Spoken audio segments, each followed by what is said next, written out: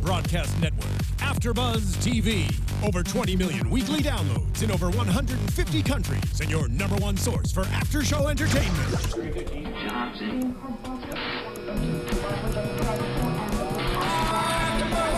AfterBuzz TV, the destination for TV superfans. Producing aftershows for over 300 of your favorite TV shows, interviewing celebrities and showrunners, and bringing you behind-the-scenes exclusives. All thanks to E! Entertainment's Maria Menounos, producer Kevin Undergaro, and internet leader Akamai. Now, let the buzz begin!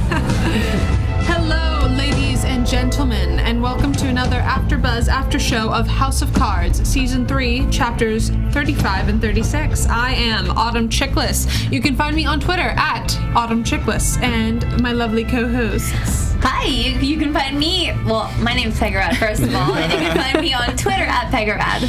Get straight to the point. Straight to the point. I am Julian Dujarric, and you can find me across all social media at Julian Dujarric. And my name is Quinn Scillian. You can find me on Twitter at Quinn Scillian. All right. Hello, everybody. So, jumping right into this, last week we were talking about how there hadn't been a lot of forward movement in the last few episodes. Mm-hmm. That changed a lot in these next two.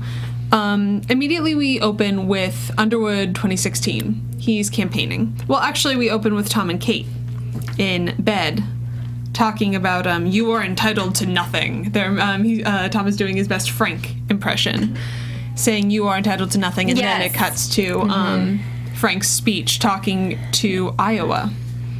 Yeah, and he's having a conversation with, some people, and he was trying really hard to be very charming, and he's kind of trying to play the crowd a little bit, but and I think it was kind of working and kind of not working.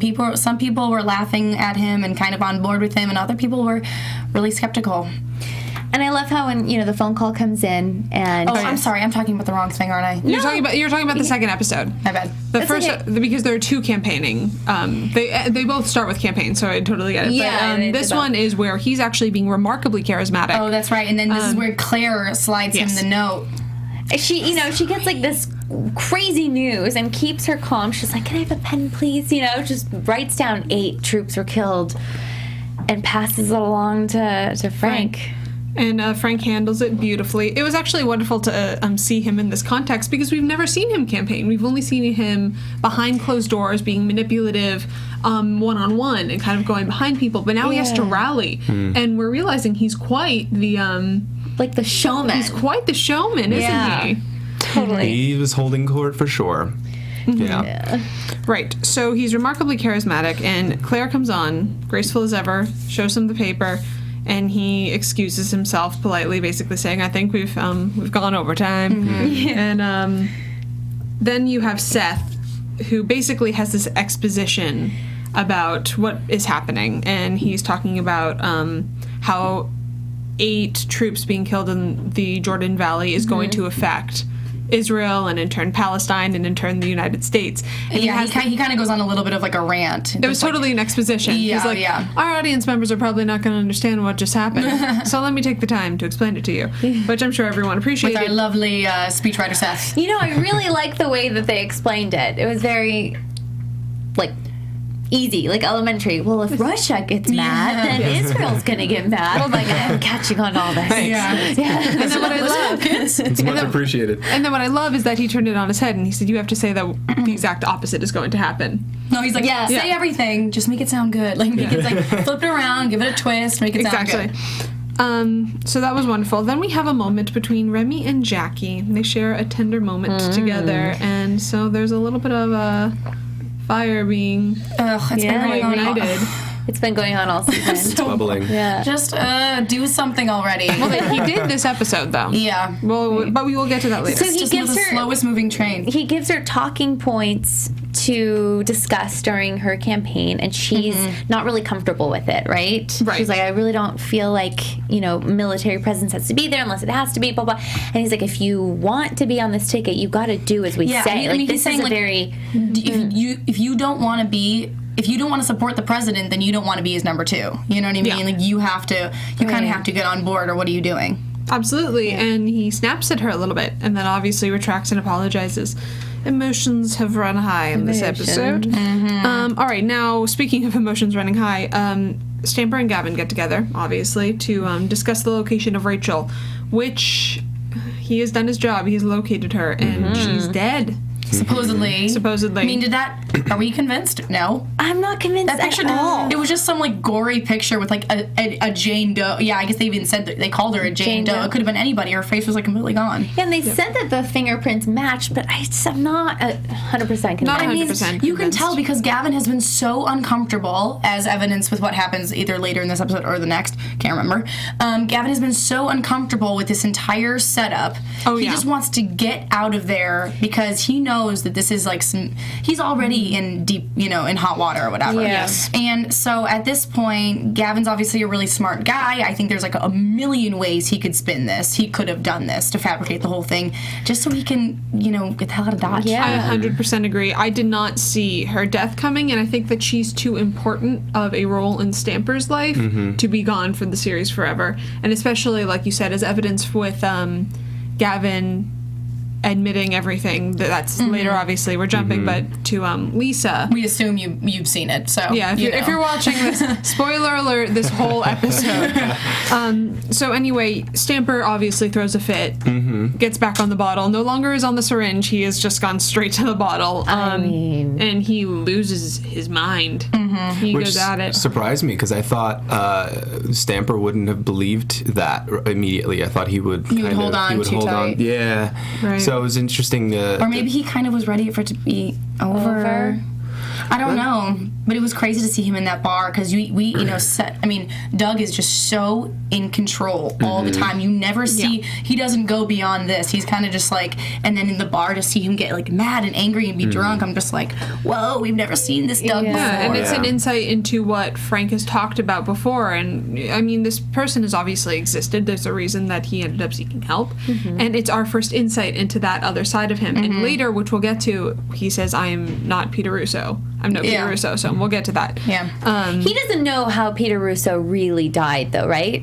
Frank's the only person that knows that. Well, if he doesn't know, he's got a pretty good idea. Hold on, I'm trying to remember. Because Peter Russo, remember Frank turned the car on in his garage and left the of course, gas no, he killed him. I don't think Frank ever would have explicitly said out loud to Doug what he did, but I'm sure Doug's like, Russo's not around anymore, and that's a good for us. So I'm guessing that there was something a little dirty. I'm trying to remember because... He knows Frank really well. He knows what he's capable of. We should go back and check that out. Absolutely. If you guys know, please comment. Does Doug know how Russo died? Yes, it's been a while. It's been a few years. It's actually. been a while. But I have been intending to go back and watch the rest of it because it is so good.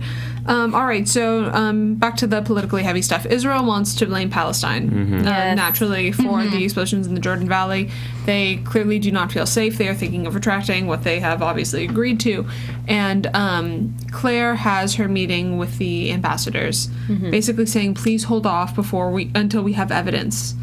They don't listen. But we'll get there after Harlan Trow. Is that how you pronounce his name? Trow? Yeah, and it's so funny. They just get on a plane we're going to Russia. Because he won't answer the question. We're on Air Force One here. And is this when we're... Yes. Yeah, so Harlan. Yes, he's the Iowa rep. And obviously Frank is trying to win him over because with the crisis going on, he doesn't have time to campaign. And he still needs to win over Iowa. So what better way than to feed the man a lobster? I didn't know that it was against FEC regulations to what do you call it? Campaign on Air Force One. He didn't really. I mean, when you go back, I kind of rewound to watch because I didn't know that either until we kind of later on they were talking about what a faux pas. But I went back and they have maybe one word exchange and then he's asking about his lobster and stuff. So I don't really think Frank broke a rule. Ultimately he didn't. The intent was to campaign, and Kate mentions that later. And the way he defends himself, Frank defends himself, saying we had a second conversation about lobster, and that was it. Yeah, you can't regulate intention. Yeah, and Kate's you can just only going to go... regulate action. She's going to jump on every little thing. I mean, she hates everything the man does. Yeah. I knew the second when Harlan remember, he's like, where's the bathroom? And you see a split second, he comes out and Kate sees him. I was like, she saw. She's going to... Yep, she's Kate. gonna jump on that. I didn't know what she was going to jump on at the time because I wasn't aware of that regulation as well, but now we know. Anywho, So we learn so much. we do. Well, yes, we do. So then you have the we have the discussion between Frank and Petrov, who finally calls him and basically says, "You did this, Frank. You were the one who did this." Yeah, 'cause Petrov thinks that Frank was seeing his troops as expendable. Yeah, exactly. And then Frank obviously ends up saying, "Oh, he's thrilled. Petrov is thrilled about this. Now I realize he's not mourning the loss of his people. This gives him options." And they're not letting anyone near the blast site. That was like a big so deal. sketchy. Yeah, that's a big one. Yeah. Yeah. I love the interaction between Petrov and Frank. I mean, It's my favorite thing. here's the so thing. good. This season is so good. After last episode, I know you guys remember me being like, I'm so happy all this Jordan Valley stuff is over. Obviously, it's not over. But I think that my main problem was I'm so sick, and I guess it kind of comes with the territory of this show. But honestly, I was just so sick of everybody sitting in a meeting room talking about these things happening without ever actually getting to see these things happen. And I think that's why I crave these discussions between Petrov and Frank, because you actually feel like you're watching the drama unfold as opposed to watching everyone talk about the drama unfold. Yes. And I want to talk about that more later in the episode, but like I think that the big problem I'm having with Jordan Valley is that it's just talk. Yeah. And I never felt that way with season 1 and season 2, that we were talking and not doing. That's true. And I think that, and I really do think that that's been like my main kind of like gripe with this season, is that like I'm just so sick of. I mean, you have a lot of exposition. It comes with the territory of the show. Obviously, it does. But I think that's why every single time we do get these connections with Petrov and Frank, it's like finally we're getting to the nitty gritty here. Yeah, and I mean, you also have the challenge that the writers have now that he's in the White House is what do you do? What do people talk about in the White House? Yeah. And it's politics.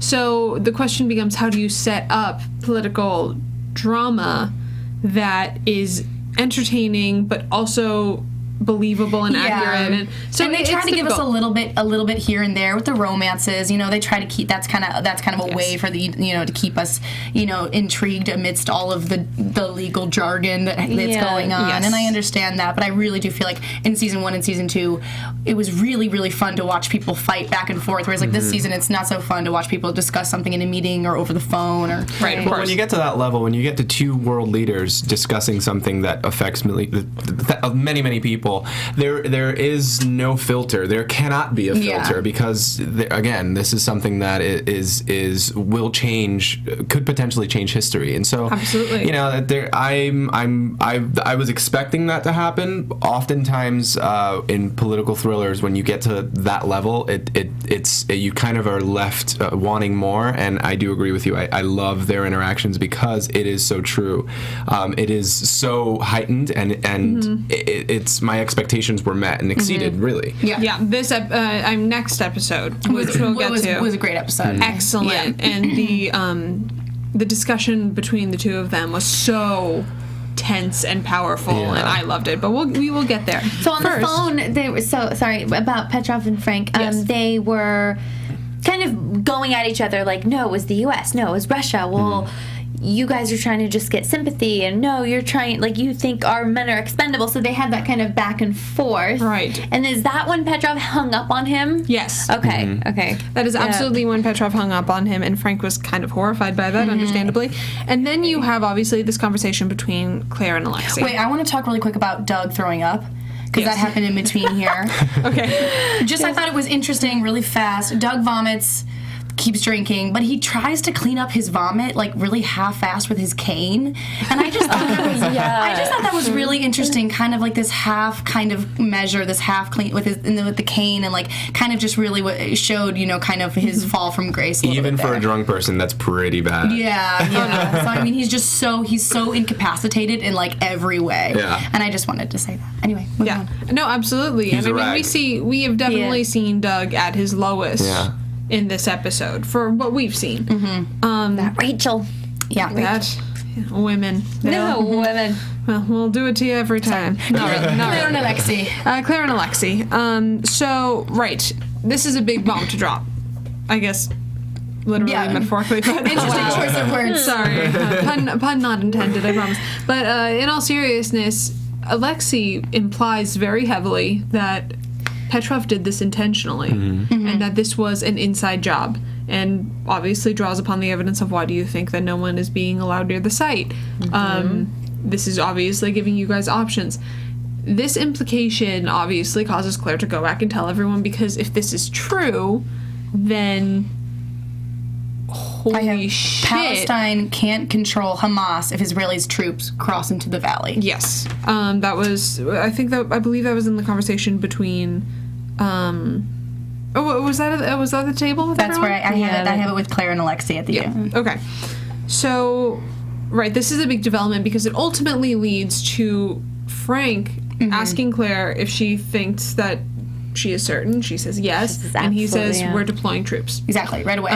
Right away, as soon as possible, without the proper intelligence.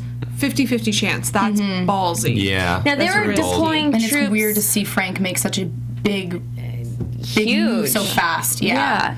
They were trying to deploy people to go get samples of like the debris and the explosions and everything, just to confirm that it really was Russia, right? Yeah.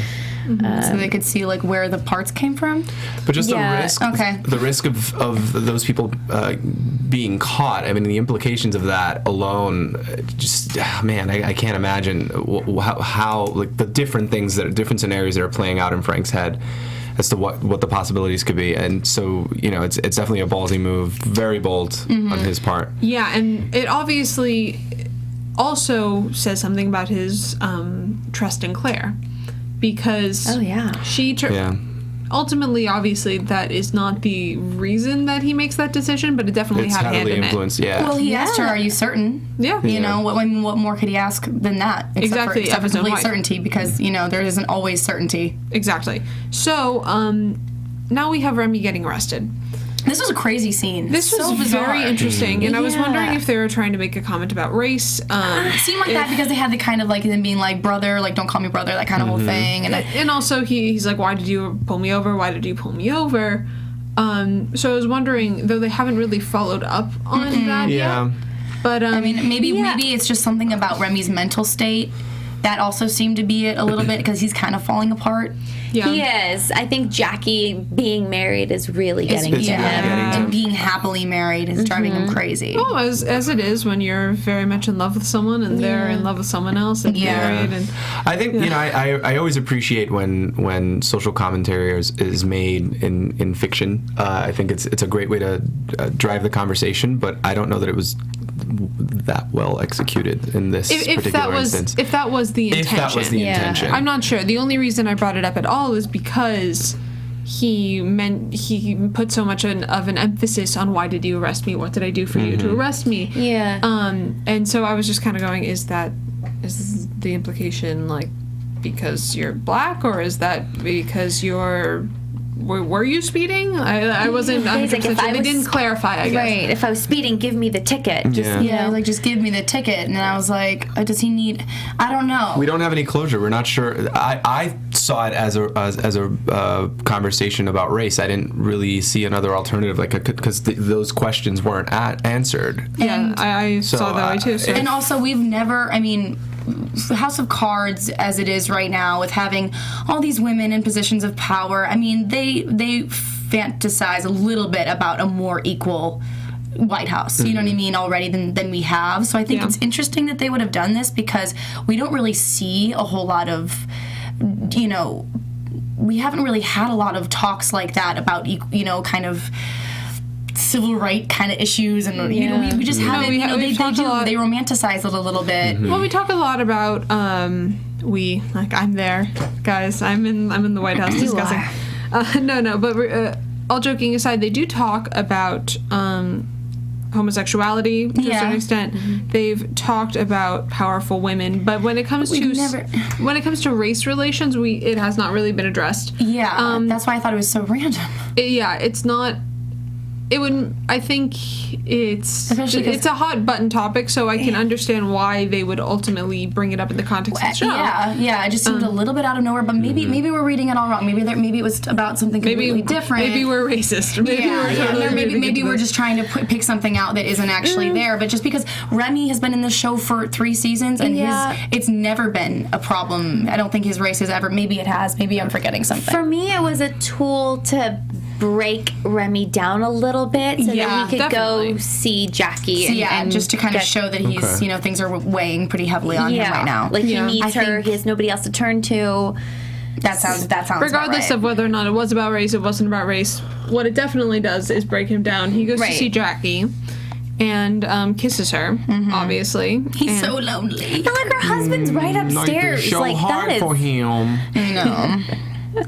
Sorry, You're not having it. I'm not having it at all. Come on, dude. It's like, also, you have a pretty good life. You have a pretty good job. And also, like, months and months have gone by. Like, this isn't like, I mean, for us, it feels like it was only like a couple episodes that they were like coupling. But actually, in the terms of the show, it's been a while. Yeah. It has been a while, but he loves her. He even said that later. Which I thought was... We'll talk about that. I have a whole other set of problems with that. This side is not having Remy right now. We're not about it right now. Team not Remy. Team Jackie, maybe. Yeah, all right, definitely so Team Jackie. You have the conversation between Stamper and Frank saying, I'm no Peter Russo. Yeah. And he brings the files in, like, here's the dead girl papers. Yeah. Here's the dead girl that I stalked forever. Confesses to working for Dunbar, which I thought was crazy. I didn't think that was going to happen until the season finale. Well, doesn't he know? Doesn't Frank know that he's working for Dunbar? I don't think he... No, then why the confession? Yeah, no, I thought that was going to be this big reveal for Frank later on. And even if Frank did know, he definitely didn't hear it from Doug. He didn't hear it from Doug. So but I thought that someone had told him. I was like, whoa, weren't we going somewhere with that? I think Frank. Oh, sorry. Go ahead. I was just gonna say, if Frank did know, I feel like he would break the fourth wall and like say, "I know this motherfucker." Yeah. Like there would be something kind of referencing. I think that. you're thinking about how he knew that Jackie had talked to Dunbar, maybe. Right. At that time, but I don't think he ever knew. For some reason, I'm remembering him finding out that Doug was in contact, but I'm probably making that up. Yeah, I mean, like, Frank's gotten a lot of intel, but I really think that this one was kept under wraps. Yeah, regardless, now he knows. And okay, whatever. He's, still trying to kiss up to Frank and be like, I thought I would be the silver bullet for you. I was really trying to do this for you. Like, it's an obsession to please Frank. Yeah.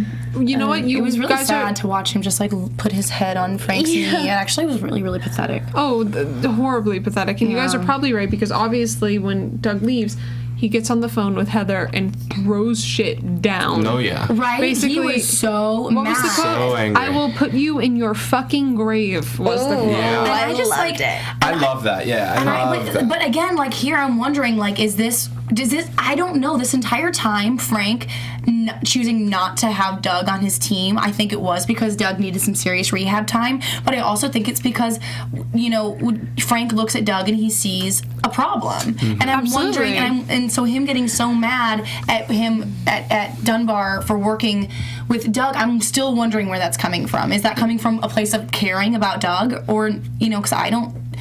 I think it must be. I think it might be. Yeah. One thing that happens in this show a lot is, as brutal as Frank can be, he's just, if not, maybe not just as, but he shows signs of affection and caring, and it's what makes him redeeming in a lot of ways to people. Yeah, agreed. So he'll show affection towards Claire. He'll show affection towards Doug. And but he has talked to Doug almost not at all. This entire season, they haven't really been in contact. So, yes, he does care about Doug, and yes, he's busy being Mr. President, but, I mean, he hasn't been showing a lot of serious bleeding heart, Well, just because he hasn't been showing that doesn't mean that it's not there. I mean, they have a whole history, decades of a working history together. And it can also be... I still think maybe yes, it's because he cares about Doug. Maybe also it's a play against Dunbar, Guys, that's possible. I don't know if I trust Frank with Dunbar, because he has Meacham. He's like, take him home and stay with him until we know what to do next. And I feel like he doesn't want to get Stamper out of his sight until, I don't know, he kills him or gets rid of him or something. Because his duty to get rid of Rachel is for all we know, done. Yeah. It's like, what else is he going to give Frank? Yeah. I mean, he's disposable now, I feel.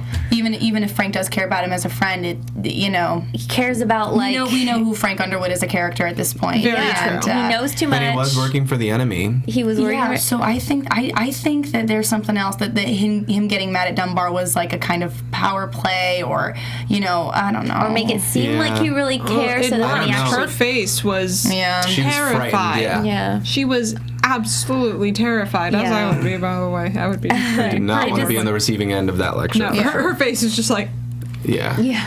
it was And then she crazy. hangs up, and like Harlan's sitting there like, where were we? Oh yeah, Yeah. he's so annoying. As if nothing happened.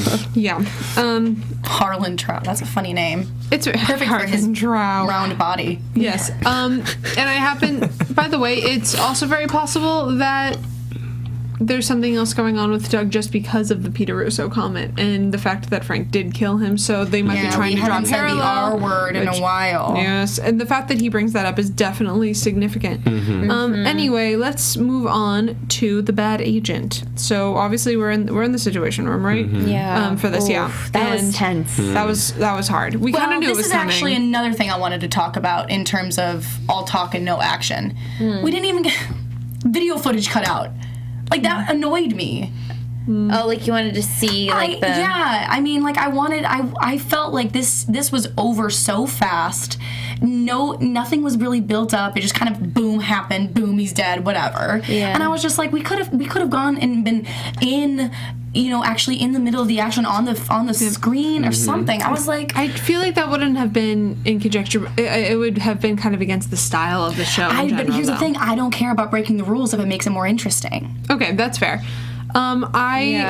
They could have played out a little longer, yeah. On the video played screen, out. we could have watched. You know what I mean? I'm not saying we have to be in there actually, but we could be watching on But the we could screen. have played it. We definitely could have. I thought that was so weird. I was like, wait, what? There was some the build-up. video footage cut out. We don't even get to watch. Yeah, exactly. This? And there was They're some in build-up. the Jordan Valley. We don't get to watch. Right, and we're true. so anticipating this moment. This is a pivotal moment. It's a pivotal moment in the series, in the season. So yeah, it would have been nice to have that play out a little and like heighten the tension a little more. Especially when I felt like in a couple episodes it's been like a lot of setup, and I'm ready. I'm really ready. Like I'm craving to see some action. something like throwdown. I get Yeah. that.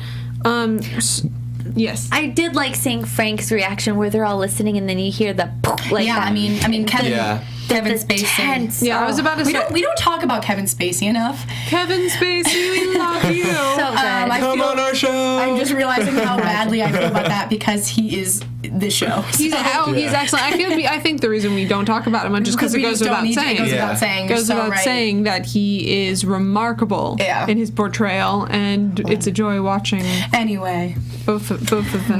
not tip of the hat to you. Yes, just going So I like think this. that was all of episode 9. Almost. Basically, the end was that they have to abort. Stamperose's brother come back, and the Israeli forces officially enter the Jordan Valley. So now moving on. Before we move on, I wanted to direct all of your attention to iTunes. Rate us, leave us comments.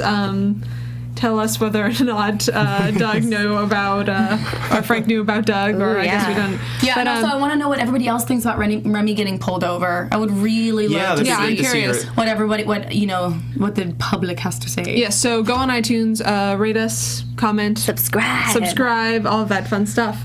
So anyway, the beginning. Wait, I want to also talk about the Tom and Kate, because we go back to Tom and Kate at the end of the last episode. Do you guys feel like it's starting to feel like Tom and Kate just lay in bed and comment on the TV? That's like all they do. Yes. It's so funny. They play hooky They're and just always just like laying in bed and like telling us what's going on, which is like kind of funny because it's a really hilarious. interesting way to do exposition. But Oh yeah, everything's much more interesting when you're naked. they're smoking weed. Don't you know? It's so much more fun to have exposition if everyone's naked involved. But they remember with the hurricane, they're like, oh, that hurricane. With this, it's like, Oh, the Jordan Valley, just like cigarette. Okay, moving on. So we open again with Frank's campaign, and this is the one that you were talking about, where you have people saying, what's the point of asking us questions if you're not going to give us answers? Yeah. And we see it's a stark contrast to the beginning of the last episode, where he is charismatic and totally on point when he receives this news, and now he's faltering a little bit because obviously the public knows what's going on. Yeah. They might not know the specifics. They might not even understand the full implication of what's happening. But they were asking good questions, though. Yeah, Questions I wanted intelligent. the answers. I wanted to hear what Frank. I wanted the answers too, just as much as they did. So. Exactly. So, then you have Claire talking to the foreign ambassadors and talking about the no-fly zone. Yeah, and so I guess they're talking about de-escalation on both sides, and I think Israel agreed to reduce by 1/3 of the troops. And Palestine was like, okay, we will too. Yep. But Claire essentially asked them not to make any moves without all of them consulting, which they don't listen to. Spoilers. Yeah, they're like... of course not. Claire can't do anything right. Poor thing. I'm sorry, but she can't. She can dress to the nines. That's what she can do right. But she's a terrible UN ambassador. And she can fail to emote. She does that really well. Yeah. She's so subtle though. Crisp. It's like... So there was Stamper, I don't know why I have this note, folding clothes compulsively. Oh, yeah, because he's folding his brother's clothes. That's right. Thank you for And that. then his brother gets a phone call from his wife and kids, and he's kind of listening to him talk like, oh, boogity, like, all cute to his kids. And I kind of felt like that whole thing with his brother and kids was like not necessary. I don't know. a little bit of a snooze. Yeah, I mean, Okay. was that like an attempt to humanize Stamper? Because we saw him as so just...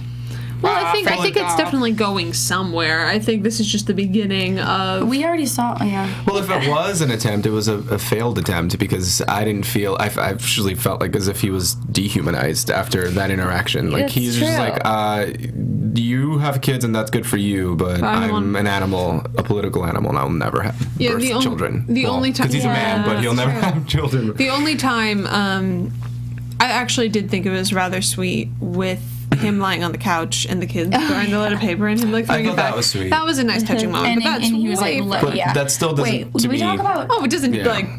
it doesn't fix everything else. Nah. Certainly, you don't we talk get to about- hold a baby and then you're fine. But can we talk about what? Frank wanting to postpone the debate with Dunbar, Yes. and then also Tim Corbett from the Sentinel cult. Yes. Those two things happened somewhere along those lines. Yeah, Remy. Basically, Remy asked Jackie to postpone the debate, and then they, more importantly, end up talking about the kiss and saying that they still have strong feelings. And this is when Remy said to her, I've loved people before and I've learned to let them go, which I actually thought was super manipulative. Because because what he's saying to her is, I'll be okay. But actually what he's really saying is, I still love you. Yep. So, you have to say it. That song, it must have been love, But it's over now. Wait, do we have to pay for that? it's okay. It was really bad singing. I don't think Okay. It was, those were on the same notes. It's in the wrong key. We're fine. Speed it up. Just speed it up quickly. But yeah, I actually thought that was really, really manipulative. Well, then Jackie responds with, I'm glad you said something. Which was very interesting because obviously there are still feelings between these two. They admit to it. But also... And they've been staring at each other from across the room for the entire season. Just Yeah. like me and bedroom eyes. Yeah. No, entirely. I'm happy to see some movement where it's going to lead, obviously. Oh, there's some movement on it. But there is movement. Okay, so you have that whole situation.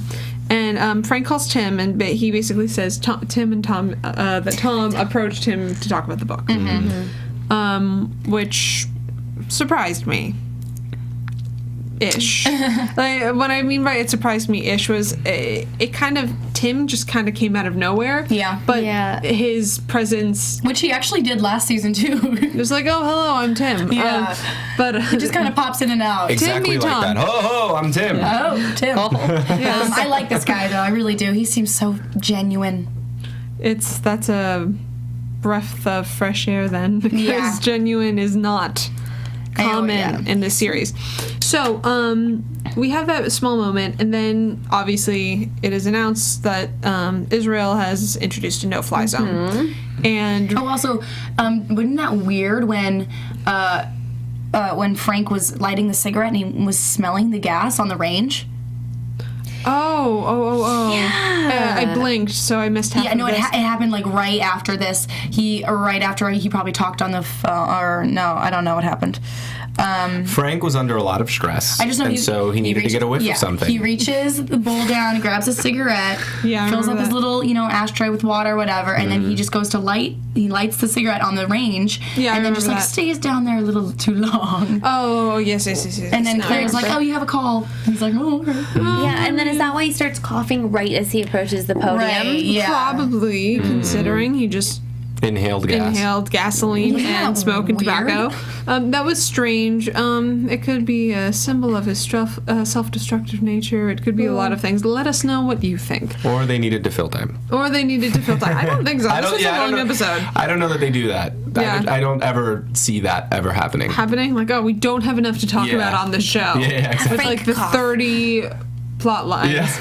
That we are desperately trying to remember here. So the speech, Yes. like we were saying, La, la, la. Jackie's watching it with her husband, and she's like, Frank's Intently. in trouble with this whole AmWorks thing, with the Jordan Valley thing. And she's kind of thinking about backing out of Yeah. the president. No surprise. Oh, No yeah, surprises right. there, I don't think. Also, do we know who Dunbar's running mate is? Not yet. I I'm don't think it's wondering enough. if Jackie hypothetically leaves, is she gonna want to run on her own, or is she gonna try and get on the Dunbar ticket? Well, she said that she was going to focus on Congress, Congress. Okay. but then but obviously, then and then he was like, "You're not really gonna." with cutting the pomegranate, Let's which talk is so about the strange. pomegranates. Let's. Yeah, so I want to, because that was super specific, and Oh, yeah. they really cut to it.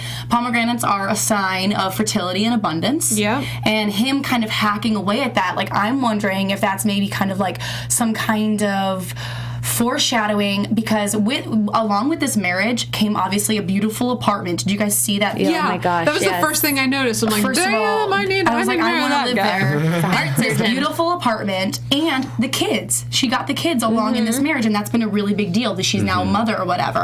And he's hacking away at this pomegranate. I was wondering if that's foreshadowing her and him, separating, and her getting back with It's Remy. definitely about. It's definitely something specific, because they were so careful to make sure that was Yeah. brought to your attention. It's not Yeah. like, oh, I'm just For cutting a sure. random fruit. They focused in on that And he pomegranate. hacked at it too. It wasn't just like it wasn't like this. It wasn't like careful surgeon hands. It was like axe away. Yeah. You know Yeah, what I wouldn't want him. Isn't he a heart surgeon or something? Yes. Nah, Yeah, I exactly. don't want to hear. Don't hack away at my heart like that. So that's Yeah. why I was wondering if maybe that's kind good of point. I definitely sign think of so. things to come there. Infertility undernotes. Yeah. Yeah. Well, we had the fertility undernotes with the eggs, which I'm still waiting for, guys. I'm waiting to see if Claire's pregnant. And then that was like in episode 2. And then obviously now hacking away at the pomegranate. So Petrov says that he will fly in the no-fly zone regardless. Yeah, he's like, shoot me down if you want to. I was like, whoa. Yeah, it was very Ballsy. Mother Russia. Yeah. And Frank I am decides Russians, and Russians do not abandon their the Russians own. do not abandon their Yeah. own. Frank decides to go to the Jordan Valley. He knows the risks, but he decides that he has to. Then you have, that kind of speaks for itself. He's made this decision that he absolutely has to go and talk to him face to face, which we find out later is kind of bait. But then Claire talks to Alexei, and Alexei says that he's being recalled to the embassy. Which, And she thinks, yeah. yeah, so she thinks, oh, they've got him. Oh no, they're gonna kill him. So much lies. Lies and deception. He's just playing her. Oh, he's totally playing her. I know. It's so sad. Alexei, man, not going to go and breaking my heart. Because it then- really Yeah, he felt. It seems- really felt like they were like BF. Yeah, they were BFFs. bonding, and he seemed like a stand-up guy within reason, within Yeah. his, the context of his life and As his job. stand up but as a he- Russian could be. Yeah, stand-up as a Russian can be. Or, Hey, those are a quarter of my ancestors you're talking about. Well, I just Autumn. in the I series just- we're Oh, speaking dear. of strictly so yeah, just it was a little disappointing to see that happen. I thought he was going to be one of the good guys. Because Yes. you want at least like one person in the world besides Yeah, of Claire who course. thinks that Claire's any good at this job. I know. Because nobody else thinks Yeah. so. No, well, she's not. Because she's not good at it, She's not good The at one it. thing that she was right about, though, comes right after this, which is she tells Frank she does not think it's a good idea. Yeah. He disregards her judgment. Yeah. The one time he disregards her judgment is the time he should have regarded it. But I'm happy because it gave us the best scene in the episode. It did. In the episode, absolutely. And before we get to that, you have this quick exchange between Tom and Claire where Tom says, oh, you know, he loves you more than anything. I know. And kind of gives her the anecdote about him saying he doesn't deserve her. He says that there's one big thing missing in my book, and it's you. Ugh, lies. I know. Many more lies. And Claire goes, me. Yep. I'm just gonna go upstairs and hit on your husband. Excuse me. Yeah. Which was a little out of character for Claire. I think she would be a little more astute than that. Like, come on, buddy. Like, yeah, but you know what? Tom's been around. Tom's been around a lot, and they haven't really had any interaction. So about time, I would say. Right. So then you have this meeting between Frank and Petrov. It was cool seeing Frank in the military. He looks so silly. He looks ridiculous. He looks so silly. I know. so funny. And he looked ridiculous next to Petrov, which obviously was the point. He comes in with all this military garb, and Petrov's like, you could take that off. So you have that, and basically he gives his list of demands, culminating in Claire has to go. I can't believe that. Which is so brutal. And Frank says that's not on the table, and he goes, well, it's non-negotiable. Oh, his what face! A cold cut to the heart. Yeah. Because that's. Because he knows. That's so personal. And he says later, I know how much she means to you. So if you do this, I know that you mean business. Yeah. What do you say to that? It's a lose-lose. I mean, and you know, Frank gives into every single demand. Every single one. He doesn't have the upper hand in this one. No. He has to. He's got nothing. He has no cards to play. Which is really, really unfortunate. And the most unfortunate being that he has to ask his wife to step down from the position that she has wanted for so long. It was hard for me. Was it? As a viewer, I was kind of like, fair. Yes, as a viewer, I was like, fair, but I also knew that this will not lead to good things between their marriage because they've been on the rocks recently anyway. This is a game of Jenga, their entire House of Cards, whatever. Yeah, exactly.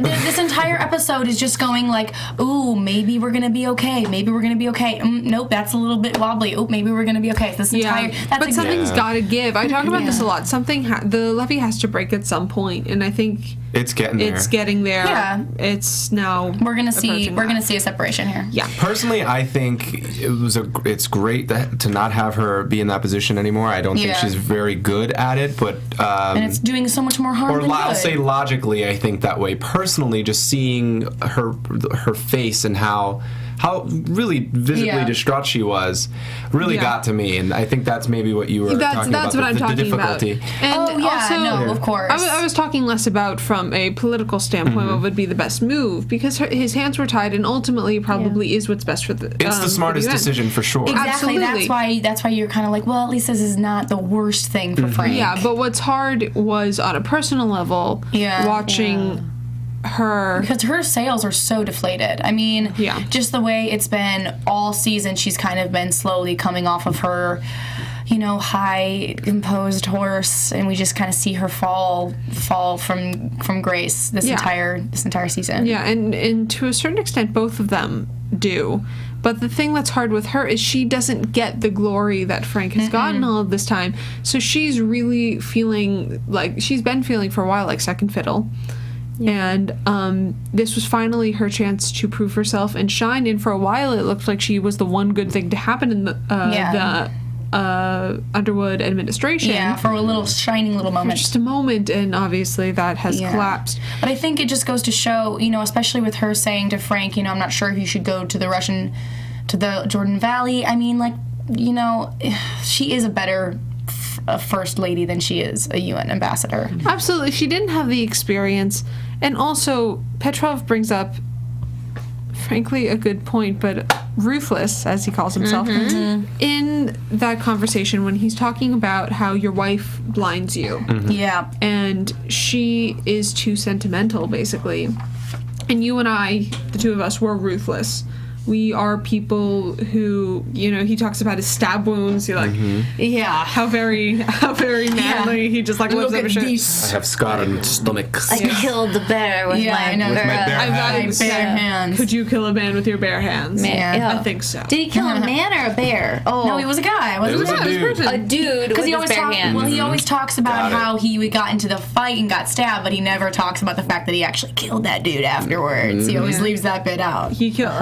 Well, that he killed him, but then it's that they knew, but what they didn't know is that he took it even further with the head and being kind of paraded around. Oh, okay. That's what he's like. Oh yeah, I know that you killed a man with your bare hands. Like no. It might have been lost in translation. Yeah, it's oh yes, I killed. I could be wrong, but I'm pretty sure it's oh yes, but. It's everyone knows that, but no one knows what I did afterwards. Oh yeah, sure. Yeah. So when Frank goes, I just got a chill just remembering that scene. It's awful. Is there a draft? Yeah, just a little bit, just a little draft. When Frank goes back to talk to Claire, and she's sitting there, she's like, "I called you twice, you didn't answer." I sent you 48 text messages. No, but then he's like, I have to focus on what's in front of me. And she's like, I'm in front of you. Yeah. And I was like, oh, just tell her. Low blow. Yeah, I know. I thought it was interesting that there wasn't much time between the conversation and the firing. Yeah. Time is of the essence, man. Yeah, because if they want them to pull out. They want the Russians to pull out, and if that's going to happen, it just has to move immediately. Yeah. And if they hesitate, they won't trust them. Nope. So it's gotta go. I guess I was talking more, in terms of the show, Yeah, I mean it's heartbreaking. It's like you don't get a chance to really process the request, let alone the action. Let things, I like to let things, kind of simmer and then Yeah, let's prepare for her firing. Don't just ask to fire her and then fire her right away. Right. I get it. It's just too much. It's too much to him. Too much too soon. No, I'm okay. All right. We collectively owe you an apology. Thank you. Because last week you were talking about the sexual tension between Tom and Frank, and we're like, maybe. And you were right. I submit. And we had some comments in the YouTube section that was like, there's no homoerotic tension between Tom and Frank. You're like, just watch the rest of the series. Wait, what? That was contradiction. So, yes, we owe you an apology. Thank you. There was a lot of tension that came to a head. That was tense. That was hardcore. First of all, Tom was a prostitute. And and Frank was like, "Oh, I thought that was your friend." And I was like, "Wait, when was Tom's friend a prostitute?" Yeah. I must have. Did they have that conversation? Well, yeah, no. Did I miss it? He was talking about how the first time I took off my that all happened but there was a split second because Tom said something about at first. I mean, it was crazy to go from turning tricks to be on the top of the bestsellers list. Oh right. And then Frank goes, "I thought that was your friend," and he goes, "No, that was a lie. It was me." And I was like, "Oh, I didn't realize that they had ever had the conversation that the friend who I assume Tom's one friend that he ever had, who was the same guy who wrote the first half of the book and killed himself." Isn't that what they were? I thought that was what they were referring to. Yeah, they're referring to the book, I thought. Yeah. They never had a conversation about the prostitution. I didn't think so either, but I think the first half of the book was about the prostitution. Okay. Which is why that, because later he said, and then you wrote it all down. Or whatever, whatever I understand. Okay. Because you were ashamed. La la la. Unless I am totally misquoting this, but I'm pretty sure. That sounds about right. Yeah, I'm pretty sure what ended up happening. I'll rewatch it. We'll come back next week. We'll come back and we will confirm. We are not going to come back next week. Yeah, we are. We're going to talk about this next week. I'm going to, because now I'm curious, because I have to rewatch this. I'm calling your bluff. Okay. Yes, if my memory serves me, basically Tom talks about the fact that he was a prostitute, and he ended up writing about it. Yeah, and that came out of left field to me. I did not realize he was going to be. So is this widely known? Because I remember he was talking about how he had tried to do it after he had gotten a little famous and he got recognized. Yeah. But so is it? I'm sorry. Is him being a former prostitute widely known knowledge? I don't know. I don't think so. I don't think so. He wrote about it, and everyone thinks that was him. Everyone thinks it's him? I don't know. Well, no, they definitely thought that he wrote it, but they don't think it was a work of fiction, not autobiography. Fair.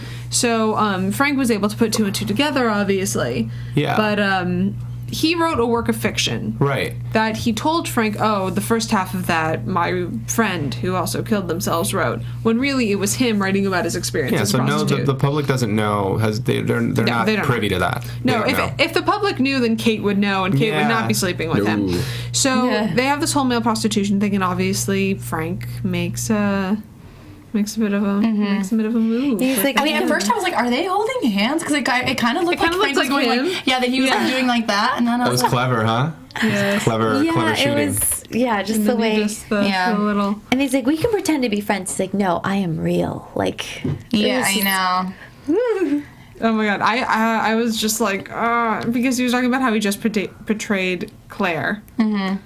And also, this is like the middle of the night. He got him out of bed for this. Yeah. And I was like, Frank's been drinking a lot. Which Claire noticed, right? I don't know if you guys She made noticed that. note of that, didn't she? Of what? Of him coming over? Yeah, of him coming over, not just that, but getting him out of bed. I don't know. I don't remember that. I think she did. Yeah, that was. I remember her taking notice of him earlier in that episode, the first time he came to visit. Oh, maybe that's what I'm confusing and with. He was like, and then he was asked like, we have to reschedule, and then the rescheduling was just like in the middle of the night. So sorry, can I go back to something really quick, which I thought was really interesting? Yes, Frank looks into the window. Remember when his face was all distorted in the window? And he says, sometimes I think presidency is the illusion of choice. Mm-hmm. And I was like, whoa, this is so cool. Like, his hands are tied, and at the moment, let's talk about free will. No, let's not actually. But in all seriousness, when you're in that kind of position of power, and when you are basically sandwiched between when your decisions are based on so many different factors and people, and it's a chess game, and ultimately in a game of chess you do have the decisions that you make, but everything is influenced by everything. Nothing is in a vacuum. Right. He really doesn't have too much of a choice. His moves are, it's like at the end of the day, he's not the king, he's the pawn. He can move here, but that's basically it. There are too many variables for him to have a choice. Also, speaking of a chess game, he kind of had to sacrifice where he is with Claire right now to get where he needed to be with Petrov. So he kind of got one thing but lost another thing. And constantly. So it's kind of just like this, Was that the quote? And counter moves. Never mind. I'm confusing it with a completely different show. I was about to quote a different show. Never mind. Wow. Julian. I was going to say sometimes you have to sacrifice your queen to win the game, but that is a completely different show. It's not. Never mind. Well, it applies here. It applies here, but so you have Tom and Frank. Mm-hmm. They have their moment. He totally kind of blue balls him. He's like, go home. Well, I mean, like that would have been crazy. That would have been too much. I'm like, Claire's in the other room. Come on now. Yeah. You just fired her. Do you have to add insult to injury? Right, and also, Tom and Kate have been together for quite a while now. They're pretty much BFGF. Tomcat. I feel they're so BFGF. Don't you think? Yeah, they're definitely in that stage in their relationship, but it's all about the bedroom. Exactly. So yeah, that voice is so wildly inappropriate for the show, and I love it. All right, so it ends with Claire stepping down. Yeah, and how they're discussing hair trends because they need to win Iowa. So the guy comes in, they have all of her photos they like her sprawled blonde. out. I'm excited. They like her blonde, I know. I'm excited. And maybe with long hair. It was all the pictures of Robin White, right? From from like her red carpet. Yeah, exactly. She's like, like photoshopped into the young Kevin Spacey. I was like, yes. But what I thought was really interesting was she loves her hair dark. Yeah. And they're saying to do it blonde again. And she's like, whatever you need. Like, I'm doing whatever it takes to win this. She's still, although she just got fired. Yeah. She was just so... She stands by his side. It's so indicative of her dedication to him. It's beautiful. Interesting, though, because like I was saying last episode that was, or maybe 2 episodes ago, when it was kind of jumping between Claire with dark hair and Claire with blonde hair. Yeah. Brown hair and Claire with blonde. And how, Claire with brown hair, things were good, everything was okay. They were coming, they were kind of reconciling wherever they were. And when she went back to the blonde hair, when it was back in the past, that's when they were in the murky waters. Mm-hmm. So now she's going back to blonde, and that makes me think that things are going to go, because blonde means bad. Oh. But I disagree. But also, we didn't talk about Gavin confessing to Lisa. Oh my goodness. Thank you so much. We totally skipped over that. Yeah, you have Gavin basically tell Lisa, listen, if the FBI comes here, you have to lie, but call this guy, Doug Stamper. He will help you out. He will tell you everything. He'll probably fall in love with you. Yeah, and then he gives her a guinea pig. But Lisa knows Doug. Didn't Doug come by when Lisa was in the apartment? Yes, but Gavin doesn't know that. That's what I'm saying. That he was saying call Doug Stamper if something happens. Not realizing that she might. Yeah, knows who he is. Not good. And then what was this thing with the guinea pig? I don't know. That was a guinea pig, yes? Yeah. It was like squealing, and she's maybe she mentioned a guinea pig. Comments help us. That's when I figured that maybe when they were getting to know each other that she mentioned I had a guinea pig and I loved him or something like that. Yeah, so give him a guinea pig. But, and then where was everything with Doug here at the end? Oh, that he just is happy with his family and throwing paper with a little girl. Yeah, and he's like letting her make a mess and everything. So he seems to be kind of like on the up a little bit. For now, until Frank kills him. I don't know. I'm just. He is no Peter Russo. That's true. I thought this was interesting too. Kate sees that the Russians are going to pull out, and she says, "I wonder what that cost him." And I just thought that was a really interesting little bit in there. Of course she does. She's so pretty and intelligent. We were talking about the kind of sacrifices and everything, so that was kind of a universal quote. I thought absolutely. And I think that is where we're going to end it. Okay, guys, thank you so much for watching. Check us out on YouTube, youtube.com/ABTV. Check out all of our shows, not just us. We have plenty. Anything that you watch, we will probably cover. And if we don't, let us know and we will. Yeah. So from AfterBuzz TV, I am Autumn Chiklis. You can find me on Twitter and Instagram at Autumn Chiklis. And I'm Pegah Rad. You can find me on Twitter and Instagram and Periscope. Download it. Follow me. I need to get that now. You should. It's awesome. I've never heard of this. I'll have to look into it. She just filled me in. Okay, well, I have heard of Instagram and Twitter, which I am on, at Julian Dujarric. Please follow me, and I can't wait to see you online. And you guys can follow me on Twitter at Quinn Scillian. You can find me on Instagram at Quinstagram. And you can find me on Vine at the Quinn B. All right, ladies and gentlemen, thank you so much, and we will see you next week. From executive producers Maria Menounos, Kevin Undergaro, Phil Svitek, and the entire AfterBuzz TV staff, we would like to thank you for listening to the AfterBuzz TV network. To watch or listen to other after shows and post comments or questions, be sure to visit AfterBuzzTV.com. I'm Sir Richard Wentworth, and this has been a presentation of AfterBuzz TV. Buzz you later. The views expressed herein are those of the hosts only and do not necessarily reflect the views of AfterBuzz TV or its owners or principals.